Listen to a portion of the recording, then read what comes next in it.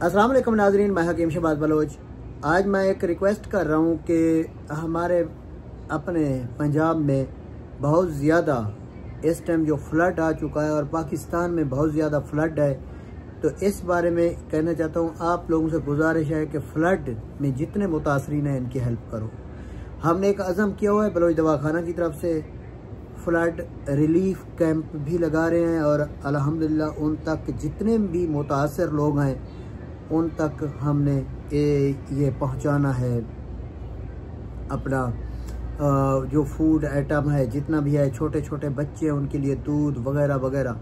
तो हमारी टीम इंशाल्लाह मुतहर्रिक हो रही है। आप सब लोगों से गुजारिश है कि आप इस कार खैर में हिस्सा डालें और हमारी टिकटॉक पर रोज़ाना की बुनियाद पे इस तरह की वीडियोस और हेल्प ट्रस्टी काम चल रहे हैं। तो इंशाअल्लाह ताला आपका एक एक रुपये का हर कोई एक एक रुपया और हर कोई इसका ज़ामिन होगा जो भी हमारी टीम के हैं और वहाँ मुतासरीन तक पहुँचेगा।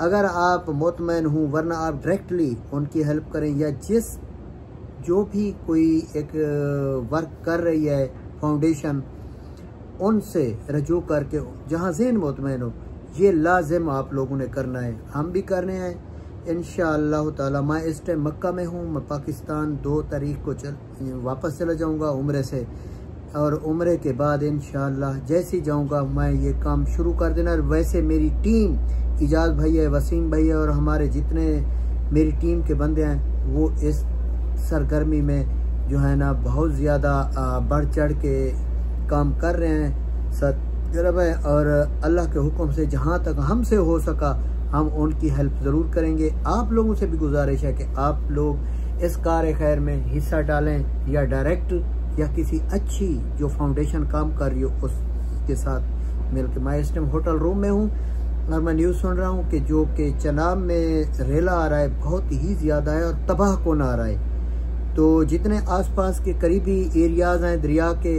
वो नकल मकानी कर रहे हैं। जब नकल मकानी होती है तो आपको पता है कि फिर कुछ नहीं होता। मैं खुद 2010 के सैलाब में मुतासर हूँ और कुछ नहीं बचा हुआ था, हम सिर्फ अपनी जान बचाई थी।